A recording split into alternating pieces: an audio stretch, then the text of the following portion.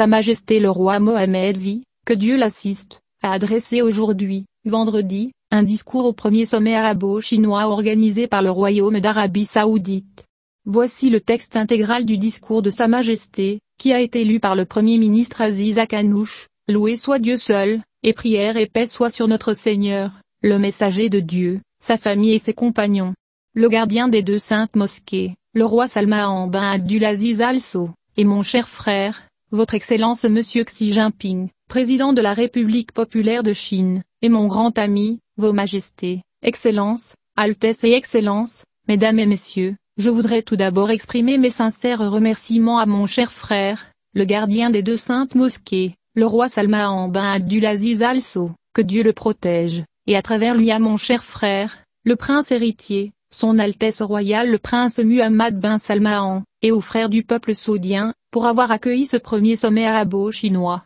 et pour les efforts déployés par les autorités saoudiennes pour créer les conditions propices à son organisation et à sa réussite. Des remerciements sont également adressés à son Excellence M. Xi Jinping, président de la République populaire de Chine, pour sa coprésidence de ce sommet. J'exprime également à son Excellence M. Ahmed Aboulgaït, secrétaire général de la Ligue des États arabes, mon appréciation pour le travail précieux accompli par la Ligue, afin de bien préparer les travaux de ce sommet. À cette occasion, nous voudrions renouveler nos félicitations au peuple chinois ami pour le succès du 20e congrès du Parti communiste chinois. Nous renouvelons également l'expression à notre grand ami, son Excellence le président Xi Jinping, de nos plus vives félicitations pour sa réélection à la tête du parti, pour la 3e fois, ce qui confirme la confiance continue qu'il accorde au peuple chinois ami et la direction du Parti communiste chinois. Il convient également de saluer ce qui ressort de la conférence concernant les relations avec le monde arabe.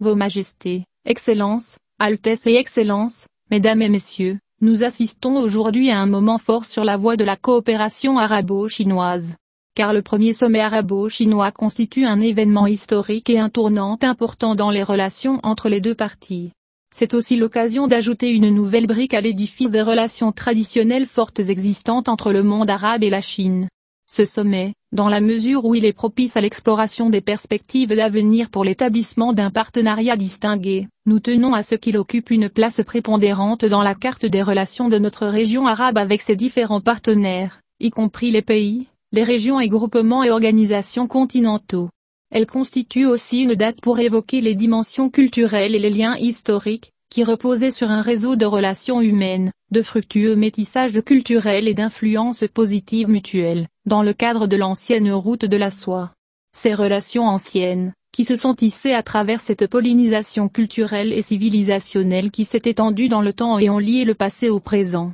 envisagent aujourd'hui l'avenir, dans une coopération renouvelée et continue, dont la manifestation la plus marquante est peut-être la coopération arabo-chinoise existante dans le cadre de l'initiative de la ceinture et la route. Vos Majestés, Excellences, Altesses et Excellences, Mesdames et Messieurs, ce sommet se déroule dans un contexte international marqué par les crises, laissées par les effets de la pandémie de Corona, et les délicates évolutions géostratégiques auxquelles le monde assiste et les troubles qui les accompagnent, foyers de tensions et de conflits armés, qui ont un impact direct sur notre région arabe, sur notre partenaire la Chine et sur tous les pays du monde. Cela donne au partenariat stratégique entre nous une importance particulière, dans le sens où il vise à surmonter les effets de ces défis multiformes. Peut-être la coopération entre la Chine et les pays arabes pendant la période pandémique à tous les niveaux sanitaires, qui s'est parfois élevée, comme c'est le cas avec le Royaume du Maroc, au niveau du partenariat institutionnel, scientifique et industriel, notamment dans le domaine des vaccinations, est un bon exemple de l'importance et de la faisabilité de l'étroite collaboration qui existe entre nous. Vos Majestés, Excellences, Altesses et Excellences, Mesdames et Messieurs, nous notons avec fierté le souci de la République populaire de Chine, amie, de soutenir la sécurité et la stabilité dans la région arabe, et de l'aider à surmonter les crises auxquelles elle est confrontée et à limiter ses répercussions, avec la sagesse et la sobriété qui est reconnue pour la diplomatie chinoise, qui contribue à rapprocher les points de vue des parties, privilégiant les vertus du dialogue, afin de surmonter la réalité de troubles et d'instabilité dont souffrent certains pays arabes frères. Ici, nous voudrions souligner que les défis auxquels sont confrontés les pays de la région arabe et qui menacent leur sécurité et leur stabilité sont dus dans certains cas, malheureusement, aux politiques et comportements de certains pays arabes envers les autres. Par conséquent, il faut souligner que cette situation pleine de dangers ne peut être surmontée sans adhérer aux principes de bon voisinage,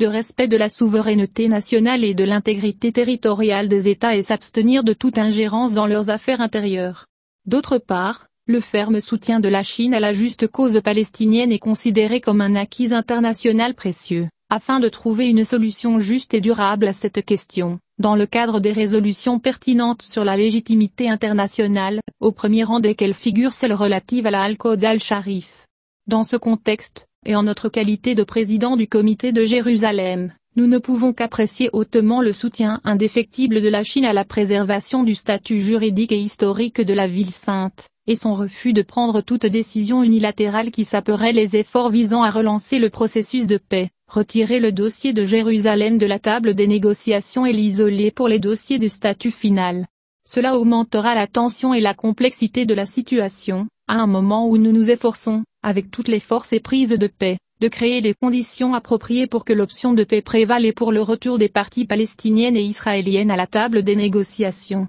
Vos Majestés, Excellences, Altesses et Excellences, Mesdames et Messieurs, les relations arabo-chinoises sont diverses et développées sur des plans politiques, économiques, commerciaux, culturels et humanitaires, grâce à leurs riches qualifications qu'il convient d'investir de manière optimale afin de contribuer à la réalisation des aspirations du monde arabe pour une réelle la renaissance économique et le développement scientifique et technologique, notamment par le lancement de projets de développement et de structures d'accompagnement, technologie, logistique, développement humain et transfert de technologie. Cependant, bien que la Chine soit le premier partenaire économique des pays arabes, les échanges commerciaux entre les deux parties, même s'ils ont enregistré de bons niveaux en termes de volume, de diversité et d'intensité, atteignant environ 240 milliards de dollars en 2020, n'ont pas encore atteint le niveau des qualifications disponibles. Il connaît également un important déficit des exportations arabes vers la Chine, à l'exception des exportations de pétrole et de gaz, ce qui nécessite une action conjointe pour encourager et diversifier ces exportations,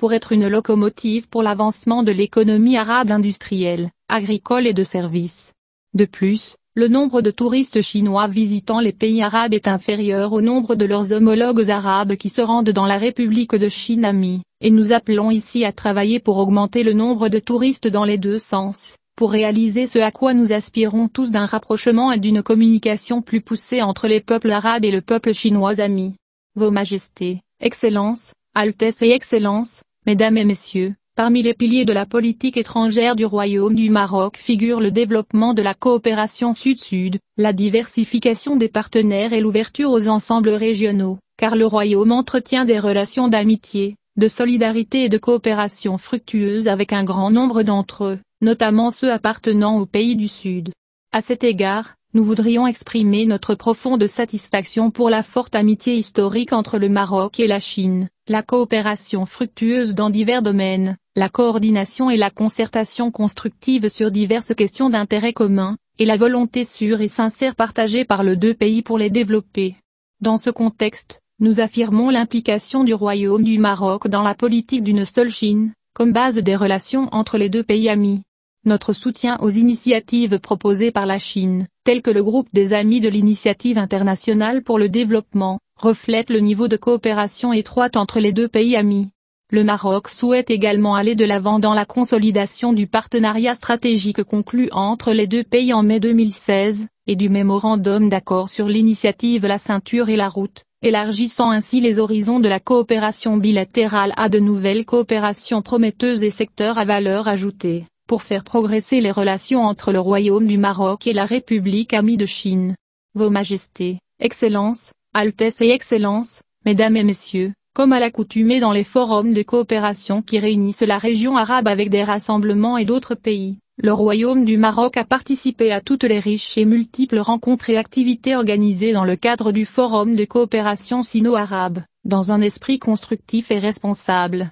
Il a contribué à l'adoption et au succès des initiatives importantes qui ont été développées dans ce cadre, en raison de sa conviction dans la faisabilité et la nécessité de renforcer le partenariat stratégique entre la Chine et les pays arabes. Aujourd'hui, le Royaume du Maroc réaffirme sa disponibilité à contribuer efficacement à élever le niveau de ce partenariat stratégique, dans tous les domaines, dans un engagement permanent en faveur des causes arabes justes et légitimes, afin de construire un système politique et économique mondial plus juste et équilibré, et dans le plein respect de la souveraineté et de l'intégrité territoriale des États et de la non-ingérence dans ses affaires intérieures. Dans ce contexte, le Royaume du Maroc salue les initiatives arabo-chinoises qui seront adoptées dans le cadre de ce sommet, et affirme sa disponibilité à contribuer sérieusement et de manière interactive aux recommandations contenues dans la déclaration de Riyad, en vue de faire avancer le partenariat stratégique arabo-chinois, et jeter des bases solides pour construire un avenir commun qui garantisse les moyens de coopération. Albini, encourager l'investissement, réhabiliter l'économie et améliorer ses performances, faire progresser la réalité de la personne arabe et s'engager dans le savoir et la société de la communication. À cette occasion, je ne peux manquer de renouveler ma profonde fierté de la profondeur des liens entre le Royaume du Maroc et le Royaume d'Arabie Saoudite, et de la force de leurs relations bilatérales. Il a salué le partenariat exemplaire entre les deux pays frères, fondé sur une concertation constructive, une solidarité efficace et une coopération fructueuse dans divers domaines stratégiques. J'exprime également ma fierté des liens de fraternité sincère et d'appréciation mutuelle entre les deux familles royales, ainsi que de l'affection et de l'amitié partagées par les deux peuples frères. En conclusion, je voudrais renouveler mes sincères remerciements aux dirigeants, au gouvernement et au peuple du Royaume d'Arabie Saoudite pour leur accueil chaleureux et pour leurs efforts pour organiser et faire de ce sommet un succès, afin de réaliser ce à quoi nous aspirons tous. En termes de consolidation des bases d'un véritable partenariat au service de la paix et de la stabilité, et producteur de progrès et de prospérité commune. La paix, la miséricorde et les bénédictions de Dieu soient sur vous.